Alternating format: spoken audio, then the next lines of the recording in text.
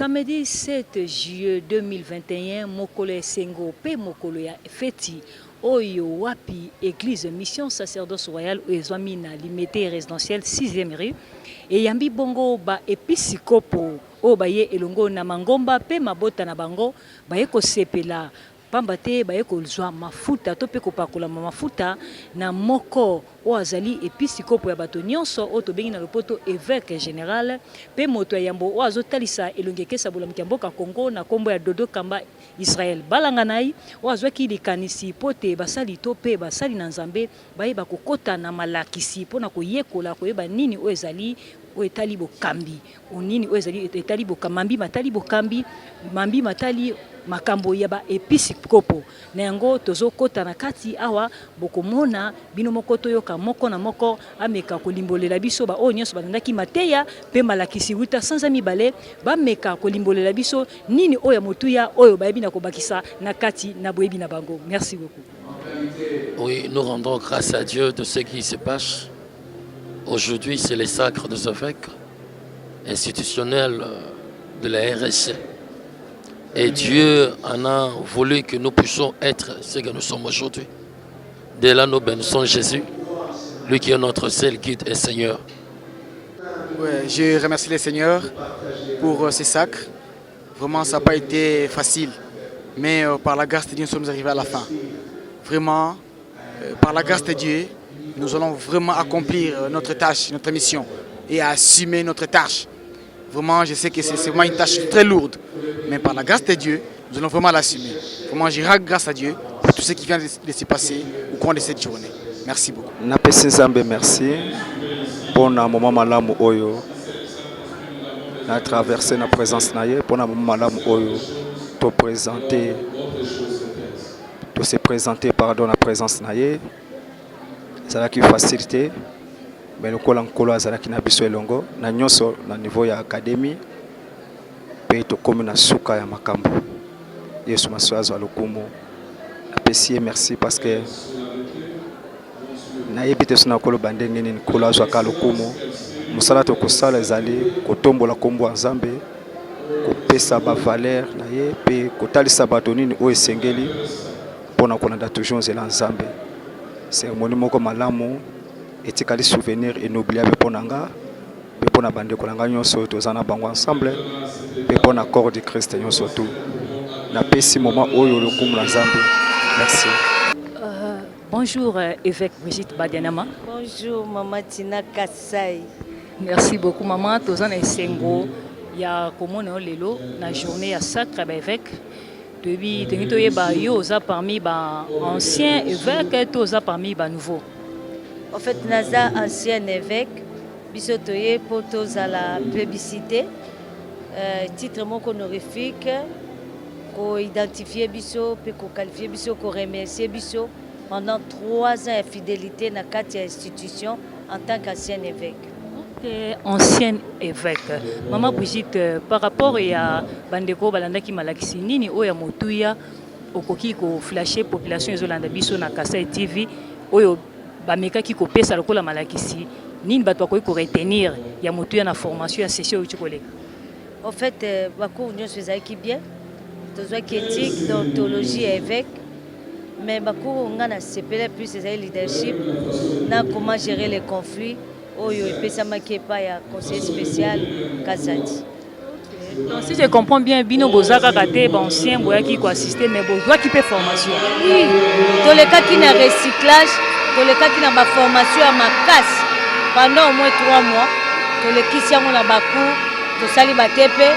Donc université kaka totangi mama, totangi yeba kotanga mikolo totangi. Est-ce que vous avez confiance il y a session où aussi ça qui par rapport à la formation? Oui, en tout cas, tu as la confiance. Je crois que Ndenge Bayaki et Ndenge Ba comité, il s'est passé des choses et ils sont formés. Donc, Bakozala, Bevek a pépélété, mais Baza Bevek Baza équipé. Merci beaucoup, Maman Brigitte. Ah, na bo sente pe ko sa population o azali moko ya ba mama, azali mama mokonzi o asimbi province ya Kinshasa na côté RSC. Maman na bité soza loba ko loba pe pona ba mama o bazolanda na musika. Et au fait, na bengi ma servante de Dieu nyonso baya ko rejoindre biso to partager ba moment moko ya parole et ya prière et puis tozalaka formé parce que Bible lobby pour éviter les crimes il faut que les femmes soient instruites et les crimes sont à un niveau ébélé même à niveau ecclésiastique il y a des crimes. Nous voyons beaucoup de choses et pour éviter toutes ces choses, tobengi ba servante de Dieu, baya kozwa malakisi et ba maman baya kozwa mateya ya ba maman, biso topesa ka mateya te o ya bwe mateya moko équipé kolakisa mwasi bitu na ye na kati ya mokilo. Merci beaucoup maman. Merci maman Tani. Bonjour évêque. Bonjour maman. Toti ko assister na cérémonie monene ya sacre ya ba évêque. Et tongi toyeba yo zali parmi anciens toza parmi ba nouveau. Bon, nga nazali nouveau évêque sacré. Naza parmi équipe nouvelle au ba sacré évêque. Ouais. Est-ce que tokoki koyeba pendant tous ces temps formation na bino bosale ezaki basée sur quoi? Bon, formation na biso ezaki très complexe, mais d'abord ils ont basé sur la théologie du réveil. Va fixer vraiment la théologie du réveil pendant la formation. Mais non seulement ça, qui est un peu très loin, dans la cours de la citoyenneté, sociologie de pauvreté et autres cours où ils ont forgé citoyenneté et puis la paix, la Katinabiso comme artisan de paix. Nini yango ya motuya tokoki ko retenir ya makasi oyo zui lokola souvenir na formation. Ils ont makambo ebele. Mais je peux dire que et Pessinga vision sur l'église du réveil, sur la responsabilité de l'église du réveil, et sur ce que les corps épiscopal et les corps pastoral de l'église vont marcher ensemble. Est-ce que les lots toko la fière nabino sur terrain, évêque en tant qu'évêque toko la fière nabino? Évidemment, par la grâce de Dieu et aussi par les nouveaux profils que l'Église et la société congolaise peuvent compter aussi sur nous. Conseil ni okoyo pesa na bandeko basana nzambe mususu o baza libanda bazolanda biso en direct de Kasai TV. Conseil ni okoki ko pesa bango tant que musana nzambe par rapport à oyo utikozo. Tolingana lokola bala na nzambe et puis tolingana lokola basali na nzambe. Wana tokokinde ensemble. Tout ça, c'est pour que l'Église corps du Christ et va malade. Merci, évêque. Bonsoir, évêque. Bonsoir, ma soeur. Tout ce pays, comme on a une cérémonie à l'élo, il y a collation, il y a évêque, il y a sacre, disons, tout le monde, la famille, ma route, et tout, dit, ah, tout le monde est vraiment, osa parmi les anciens, tout le nouveau évêque. Merci beaucoup, ma soeur Tina. Nous avons un moment comme ça, parce que nous allons parmi les nouveaux candidats. Évêque, au sacré le par son éminence. Parmi les nouveaux candidats, nini oya motuya tokoki ko retenir na formation au bout kosala. Bon, formation na biso est important pour esunga biso ba nouveau évêque dans matière na fonctionnement ya musala na biso. On a trouvé que c'est important parce que ba cours même tozui tozaki ko servir Nzambe mais biloko wana tozaki na ngote toyeba ki ngote. Yango enseignement au académie est important. Tous à la former pendant 16 ans, en tout cas, tu as un bagage solide. Et ça que tous à la mériter les lots, aux sacrés. Ce que comprendre bien et par rapport à la formation au Bodu aux Alélo, tu as tout à tolo ya roloba, tout na moké, mutuna évêque Azanani. Bon, évêque Azali Mutoyo, Monsel Nzambe Oyo, Aza na responsabilité de l'église ya Nzambe. Dans une responsabilité, il y a quoi assumer charge convenablement d'une église. Il y a quatre églises autres côté, il va pas dire Nzambe Bazali. Donc, ils ont charge, ils ont responsabilité. On a une fierté, ils ont honneur. Au contraire, ils ont fardeau. Ils ont toujours les sous-les-lots. Ils ont évêché dans les sous. Kongo tolini tokoki kopesa mpona bandeko bazolanda biso en direct chaîne na biso Kasai TV ba oyo basali na nzambe misusu pe oyo bazwi chance ya kolanda formation oyo te conseil nini okopesa bango? Bon, Bible est kopesa biso priorité à ajouter au-delà de la grâce l'intelligence, la sagesse et la science. Donc on a conseillé bango rose oza pasteur, apôtre, prophète, ce qui n'a mais ce oza ajouter connaissance, la science té, oza encadré, formé té, oza na bavou et belé dans le ministère na yo, dans le fonctionnement na yo, ya yo et puis la façon de servir nzambe na patia. Deux important, pour baza formé té. Troisième saison il y a bakota pela saison na baza la formé té enseignant. Merci beaucoup. Tozoko bape kozwa pe ba évêque toza ancien bazali ba nouveau bazali bongo bango bautaki kolanda malakisi kasi bampaka pe bazali nde bomoni tozotuna mwa mituna koyeba bini bazolanda biso bapesa biso ba suite ya makambo oyo uti koleka na kati nesiko. Bonjour Bishop Ben. Mbote mama. Na sepeli koyamba lisusu mokola lelo mokolo ya feti pe esengo oyo tomoni ba évêque ba famille etondi awa mpona kosepela bandeko misusu bakomi ba évêque yo lokola mpaka ozali moko ozali elembo na kati ya mboka na biso osimbi professeur la Kinshasa na kati ya RC tokoki koyeba nini ya motuya oyo biso tokoki ko retenir na formation oyo nyonso uti koleka uta sans amibali. Oui, esengeli bandeko bayeba que Église du Réveil du Congo depuis l'année 2012 est optaki pour un régime épiscopal. Mais il peut être ministre de Dieu Bazala. Alors, il y a 3 ans, Sacra qui est déjà un premier groupe, il y a évêque, mais c'est président Nzambe, pendant mon conseil d'Abisso, son éminence évêque général de Dokamba, il y a comme mon peuple Sika, comme ma réforme dans l'église, au vent de ça, ils ont des disciplines éthiques et déontologie. Nde porte l'académie de réveil et font malgré sous mon moi bandeko oyo bazala qui vraiment choisi par la formation nde lelo au moni comme Sengo après 3 mois il y a Dieu la berre le colonio so tongo tipo quoi et toi ne Sengo il y a comme un sacre boyé na kembo na gloire boyé et c'est on pour l'église de réveil du Congo.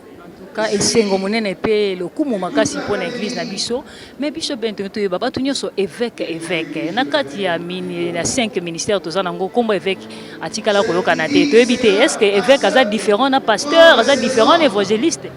Oui, évêque azali pe na ministère mais cause l'évêque azali charge ya différent na ministère. Oyo somoni wana baso baza ba apôtre, baza ba prophète, baza ba pasteur, baza ba évangéliste. Mais nzamba c'est plus qu'on peut savoir une charge de la surveillant. Un évêque azali surveillant, na senaye azali na ba pasteur, azali na ba mususu o ba okamba mangomba. Yesu baza ko surveiller, on a respect, il y a éthique et respect, il y a doctrine, puis na makambo ebele. Donc c'est en fait un encadré ou un surveillant des autres pasteurs. Donc différence penza est en la place wana. Ce qui na comprendre bien yango elongoli nango ba titre na bango te en tant que pasteur, prophète, mais bakisi bango kaka mokumba na musala oyo babandaka déjà ko sala. Bongo tolini yoko ko pesa lokola mpaka ba o bazolanda biso bazwina na malakisité. Oui, ezale mution sota ko za charge à cause l'évêque. Même total là quand même l'église à Jérusalem, tous n'étaient pas des évêques. Mais évêque bazalaki l'évangile c'est Étienne Bazalaki, l'évangile c'est Philippe Bazalaki, et ainsi de suite. Donc, les gens ont sauté, mais ils appellent. Ceux qui ont c'est payé à Bengue Moto pour nous payer charge. Il y a peu, Nangolu en Zambie, dans Mikolo Koyaka, donc il va pas consacrer. Ceux qui ne comprennent bien, tant qu'on Zamba paye sur charge, on est singeli peu, Hollande paye formation, l'issous. Formation est très important pour tout le bagage. L'onction, sans la formation, c'est presque la sorcellerie. Alors, ça va la question de Osani. Moutazali, Oyoye à Yekola. Si vous voyez le côté maman, on s'en appelle le côté. On s'en appelle Sala Sala, Bamba Bamba, on finit sans Zamde, on finit sans Lingomba, on finit sans Mboka. Il y a une formation de l'Ipona, on taille bateau, pour l'accès à bateau. Ils sont là au Tambola, parce que au moins, ils sont là qui est évêque. Ce qui va la question de vous voyez, il y a une formation là. Nous sommes dans l'Académie de réveil. Nous sommes dans l'Académie de réveil du Congo. pour la formation, il charge à cause de là-bas. Merci beaucoup, Bishop. Tout le monde dit bonjour, maman. Bonjour, maman. Bonjour. Maman, tout le monde dit bilamba pembe olati kitoko makasi.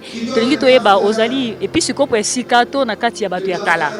Ancien to za nouvelle. Naza nouvelle évêque sika. Nouvelle évêque, maman toki koyeba nini ya mutuya tokoki ko simba na malakisi nyonso bauti kozwa uta sans amibale.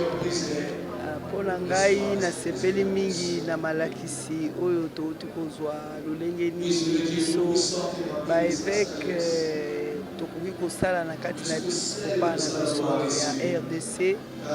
Ngai pona ngai soutien na ngai fona na pesa oyo nga nazwi oyo nzambe abengi ngai parce que eza hasard te na retrouver na kati na kozala évêque ezali nzambe moto achoisir ngai mpona ngai naza na esengo mingi mpona apporter quelque chose na kati na le monde entier na kati na eta na biso congolais kobondela mpona mboka na biso ekende liboso tozala malamu ndenge nayokaki mokonzi na biso évêque général ndenge alobaki na ntina na biso ya église des réveils au Congo na sepeli. Merci beaucoup maman. Bongo nini ya motu ya koki koloba na bandeko o misusu bazwi ngolu ya kolanda malakisi lokola bino te.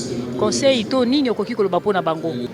Ezali nzambe nde achoisir atiaka moto mizapa soki obengami te moyo komeveke eza te soki obengami nzambe ayebi ndenge nini atombolaka baoyo aye na ndenge tomi retrouve lelo évêque ezali grâce monene oyo nzambe abengi biso atie biso mise à part ote bakoapporte quelque chose na kati ya baoyo bazwi chance te mpona ngai na kosenga na bango babondela nzambe ayeba ndenge nini akooriente bango me ngai mpona ngai namoni ke ifoka ozala élu pour koma évêque si tu n'es pas élu si ce n'est pas ta saison tout ce que tu peux faire. Merci évêque. Awa ba episi kopo ba o balati bilamba ya pembe oyo bapakola mi mafuta mokolo ya lelo bongo na zape lisusu na moko ya basali na nzambe. Bonjour maman. Bonjour ma soeur, que Dieu te bénisse. Merci beaucoup maman, très contente ya ko mona o lisusu na mokolo ya lelo ya feti po esengo tolingi toyeba maman évêque lelo tozoka évêque. Nini yango ya mutu ya tokoki ko retenir na formation na bino au besoin qui votre formation en fait était basée sur quoi? La formation était basée en fait la théologie du réveil est basée sur la révélation et l'évêché pour rappeler au sein d'Anzambe sens naïe d'être un sentinelle pour le peuple. Un évêque c'est un rapporteur du peuple, c'est un sentinelle. Un évêque c'est un souverain sacrificateur. Oyazo côté dans les très saints avec la charge du peuple. Voilà pourquoi bon monde n'a pas doge et ça est faute. Et faut de définir car la charge n'a pas à peuple la présence de l'Éternel. Voilà. Donc, si je comprends bien, ils ont la fierté mais ils appellent sous fardeau. Oui, l'évêché ils ont responsabilité. Toute une responsabilité, ils appellent. Et pourquoi pas quand on parle de responsabilité, c'est aussi un fardeau. C'est vraiment un fardeau. Voilà. Est-ce que les autres peuvent la fière, il y a session na bino oyo ko tout appelé tolo, il y a évêque au bauti ko bima na promotion na bino.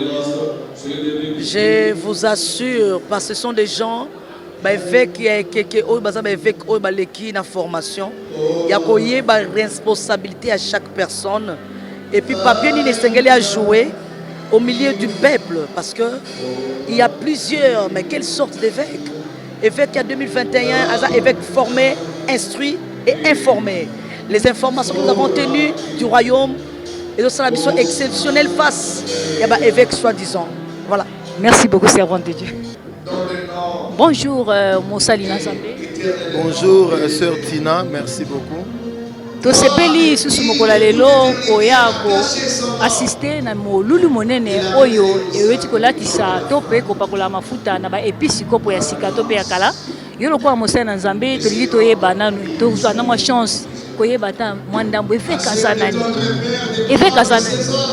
Évêque aza moto yo aza na responsabilité kaka likolo ya église na été mingi na kati na Bible ba bazali kozala établi ba évêque bazaki mingi na responsabilité ya liboso ya lingomba local mais mingi ezalaki ba lingomba oyo eza na millier to na secteur moko songolo na exemple lokola biso na Kinshasa na commune ya Lemba c'est-à-dire bacheyo aza lokola capita aza lokola sentinelle o bache wana po akengela mais tango yazo kengela esengeli ye moko pe azala modèle eza lokola tropesa exemple la policier o tamazo linga cha ordre esengeli ye moko azala na ordre ngo babengaka ye agent de l'ordre. Merci beaucoup Monseigneur Nzambe. Je pense que balandi ya Kasai TV eza claire réponse Monseigneur Nzambe pesa papa tokoki kotuna nini ya motu ya biso oyo tozolanda bino to pe bandeko bazolanda bino bakoki retenir na session oyo poleka. Eloko bakoki retenir c'est que Église de Réveil depuis 2014 et adopté qui régime épiscopal lokola mode ya gestion na biso ya fonctionnement ya basali ya Nzambe. C'est comme ça que otokolo bezali lokola deuxième promotion. Première promotion et salamaka ensemble na l'archevêque Albert Kankenza Mwanambo oyo azalaki à l'époque président ya Église de Réveil comme évêque général. Mais dans la session Oyoyo, l'évêque général, le prophète Dodo Kamba, Israël Balanganay, a zoa qui lui sous l'ikanisi. Il y a kolobé sengel na biso to perfectionner, c'est-à-dire to produire résultat que l'école si to produisaki. Raison pour laquelle tous les cas qui n'a pas formation à Makasi, na académie Kotanga, ils ont le rôle pour na biso to kolobe équivalent à master. Oh to kende ko sala, auto baksa ba capacité pour être évêque aza motoyo ya lokumu même tango sengel na ekoloba ozoka kati na ye bwanya mayele ezobima pona kotambwisa basusu pe kolakisa basusu nzela donc otoko koloba na mokuse eza que na nzela évêque général le prophète Dodo Kamba ekaka ko perfectionner ko bakisa moi makoki moi eloko moko ya bien moi excellence na épiscopat o déjà banda ko exister na kati ya église de Réveil. Merci homme de Dieu. Bonjour Zina. Papa tomoni yo moko na kati na moko ya bantu oyo bauti kopakola mafuta na mokolo lelo lokola baepisi kote okoki koyebisa biso motivation na yo ezalaki nini yango motivation formation ya baévêque. Vraiment vous sentez que ambiance est totale. Tout ça c'est après avoir pris quelques cours dans l'épiscopat, académie, tout le monde qu'il fallait quand même étudier, apprendre pour arriver au moins à faire ce qu'il faut essentiellement, que de pouvoir devenir comme d'autres évêques en ont fait. Parce que nous avons trouvé bon, il y a que d'autres pour pouvoir équiper les évêques de l'église du Réveil. Alors, quelles sont les grandes lignes que nous pouvons retenir par rapport à votre session? Bon, nous vous promettons que, en tout cas, pendant ces 2 ou 3 ans, nous pouvons nous aller sur le terrain. Comment les évêques vont travailler, comment l'église du Réveil va prendre de l'ampleur, parce que nous ne voulons plus encore tomber sur les erreurs du passé. Nous voulons quand même mettre les choses en ordre pour que la gloire puisse retourner seulement à Dieu et que Batman du Maquet. Zambé na moment oyo azana posa biloko azana posa bato une génération qui doit travailler pour pouvoir défendre ses honneurs. Merci pasteur. Merci beaucoup ma fille. Bonjour maman. Tomoni yo kati na ba papola mi mafuta mokolo lelo lokola ebisi kopo okoki koyebisa biso nini motivaki yo mpona kozwa formation oyo évêque. Mokolo ya lelo na milobelaki aujourd'hui ou jamais tolekisa mikolo na mokolo oyo eza mokolo moko solennel mokolo moko extraordinaire. Okoma nga évêque eza par passion parce que j'avais inspiré à kozala ndenge bible elobi oyo asepeli akoma yango bapesi bacondition donc voilà motivation wana etindaki ngai na ndima kozala aspiré mpe candidat ya archevêché. Bongo nini oyo motuya oyo kangi durant 2 mois au bosali na kati ya formation? 2 mois oyo makambo tozwi eza lokola makambo ya liaison donc tozwi bacours moko oyo eza vraiment très efficace na oyo etali échevêché na biso tozwi oyo etali baéducation à la paix tozwi oyo etali baéthique épiscopale tozwi mwa makambo ebelebele wana mpena oyo ekosala kena minisa biso kele liboso toza vraiment équipier makasi. Merci évêque. Bonjour maman. Bonjour. Tosepeli tomoni yo na kati ya molungu oyo wana esika baepiskopo baotikolaaafrika okoki koyebisa biso impression na yo eza nini par rapport a journal lelo? Vraiment impression na ngai ya journal lelo eza esengo makasi parce que niveau oyo tozokende na église de réveil eza matata makasi. Super maman nabosani eloko moko ngoli nani kose présente. Moi je suis naza assistante ya académie naza parmi bato oyo basali ke bato bakoma baporo bakomi wana matin midi soir na bango. C'était pas facile mais avec la grâce de Dieu tokomi wana. Je suis l'assistante Mariam Kayowa de l'académie du réveil de l'RSC. Assistante ya académie ya réveil ya RSC okoki koyebisa biso mama bongo nini oyo motuya bato bakoki kosimba na 2 mois oyo outi koloka na formation oyo bopesaki bango na formation oyo bango bazwi eloko bato bakoki kosimba te na kati ya baevêque oyo bakomona changement sur le plan social changement moko ya makasi sur le plan social il y aura vraiment du changement bakozala baevêque oyo ya kala te mais baza baevêque oyo ya sika oyo bakoapporte en plus sur l'éducation na kati ya. Merci beaucoup, servant de Dieu. Merci beaucoup. Merci beaucoup de mon amour. La Yopesia, Yambo, Nazali de Tamofei, Nazali, Oya, Appel, Tambo Moana. Nazali de la Mokoba, Makamola Zambe. Pour la Mbela, il peut se faire qui Yambo. Il y a église la mission de réveil. Yambo, on a dit qui pour la Moussaï, la Zambe. En tant qu'évêque, parce que l'évêque est allé charge de l'église. Donc, la mission, c'est pas une ensemble. Yango na kokoba na Nzambe tina suka. Bongo nini oyo ya motuya bana na Nzambe bakoki kokanga par rapport ya formation bauti kosala uta 2 mois. Ya motuya oza kosenga na bana na Nzambe en particulier basali na ye oke baya kokota na académie oyo ekofongola mayele na bango mpe bakozwa connaissance non seulement épiscopale bakozwa connaissance générale oyo ezali kopesa bango mayele kote ata bipai nyonso bango bakokende bazala considéré bazala mpe kosemettre à la hauteur na baninga yango na bungisi Nzambe kote kala bazakomona biso lokola bizambi mais lelo oyo tokomi na baformation académique yango nasepeli makasi mpona koyisa bango. Merci servant de Dieu.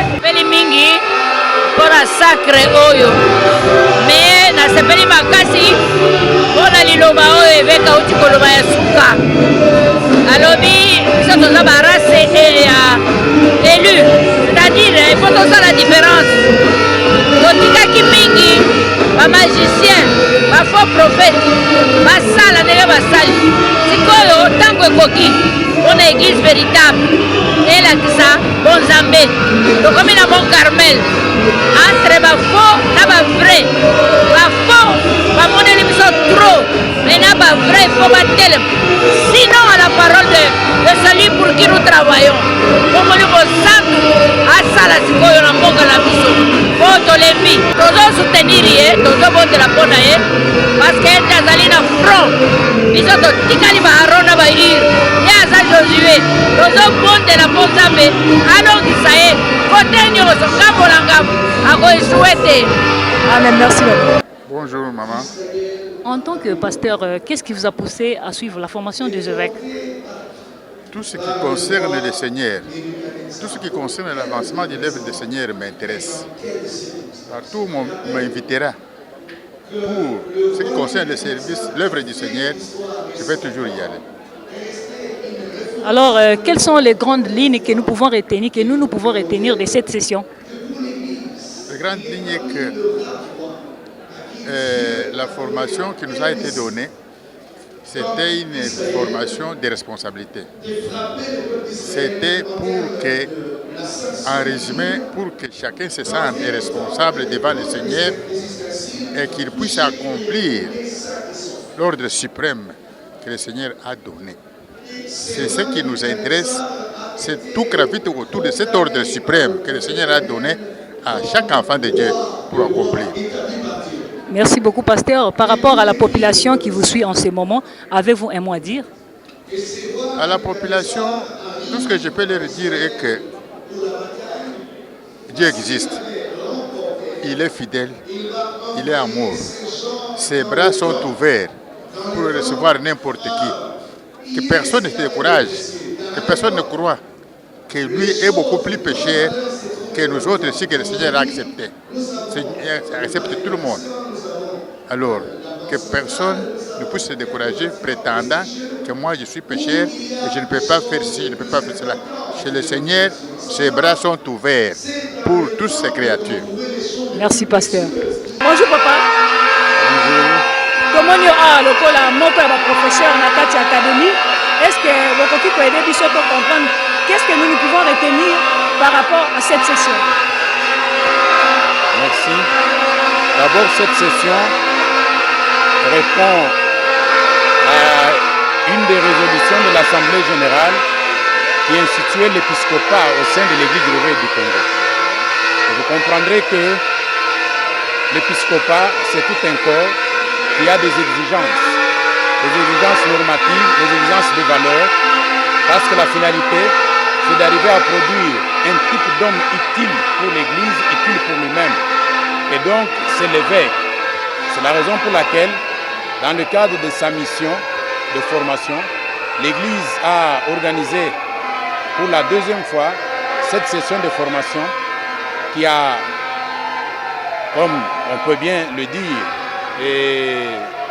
permis de former des évêques et sur base des modules de formation spécifiques en rapport avec le leadership, en rapport avec la vision de l'Église, en rapport avec l'esthétique et l'éthique ministérielle, en rapport avec l'éducation à la paix, la participation citoyenne parce que les évêques sont des citoyens et la sociologie de la pauvreté parce que les évêques ont des défis à relever, non seulement sur le plan spirituel, mais aussi sur le plan social. Donc le tout a constitué ces modules qui ont fait l'objet des formations et aujourd'hui, répondant à ces exigences épiscopales, ils ont été sacrés et c'est la fête pour l'Église parce que nous avons des personnes ressources capables de relever les défis. Merci, homme de Dieu. Bonjour, Monseigneur Tchanga. Bonjour. Nasepeli susu koyamba yo na micro na nga mokolo lelo. Tomoni bisika wapi ba episikopo baoti kopakola mafuta mpona kokota na mosala oyo ezali ya bule. Bongo zali moko kati na batei to pe moko kati na balakisi oyo simbaki lingomba oyo. Okoki koyebisa biso nini yango emataki yo etindaki yo epi etindaki bino bopesa malakisi oyo bomonaki lidusu moko ezalaki kati na basali na Nzambe to bomonaki mwa bambemba ezali to nini epusaki bino bopesa malakisi oyo. Merci mpona motuna. Lidusu moko te mbeba pe moko te. Eza na cadre ya procédure ya mutation ya force ya église. Église en tant qu'institution et confessionnelle esengelaki tokoma na sacre ezomona parce que depuis 2012 si to décrétaki régime épiscopal et bongo église na biso na monene na yango na république mobimba pe ba missionnaire ebele libanda esengeli totombola oyo babengi corps épiscopal pour aider l'église na kosala misala na ye sur le plan sacerdotal malamu. Merci beaucoup monseigneur. Bongo nini oyo motuya bana Nzambe bakoki kokanga na oyo nyonso uti koleka uta sans amibale. Bana Nzambe il faut bakanga que l'église du Réveil du Congo eza moko ya ba église ya makasi parce que tozana évangélisation moko sans limite presque dans toute la République. Et puis, Bananzambe basa la confiance dans l'église na bango, l'église du Congo. Alors l'église Onzambe a pesi makoki na ye par rapport à Saint-Esprit pour être à répondre na promesse prophétique au salama pona Congo. Merci beaucoup monseigneur. Monseigneur Moïse Dibumbu, le secrétaire général de l'église du Réveil du Congo, Ndeto Yambi na pokwa lelo. Bonsoir monseigneur. Bonsoir. Papa ozalaki moko kati na balakisi na kati ya formation outi koleka uta sans amibale nini ya motuya bana na Nzambe bakoki kokanga na formation eleki uta sans amibale. Oyebikala bande ko benga biso binzambi nzambe aza bato oyo batanga te bato bazotangisa te lelo to lakisi en face du monde que sous la vision du représentant légal et président évêque général toza sikoyo na kelasi ya bamikolo ya bato académie de réveil. Yo moko yogi secrétaire général du ministère de la justice à Lobby, il est témoin du résultat. Il va nous appuyer pour que cette école soit officielle. Toujours kanisa mosika pona ko meme église oyo likolo makasi makanisi nyonso oyo toza nango molimo na nzambe toza nango boyebi nyonso tokopesa bato oyo nzambe abenga basi na mibali mpo basala mosala na nzambe malamu na boyebi ya makambo nyonso oyo esengeli tokende liboso.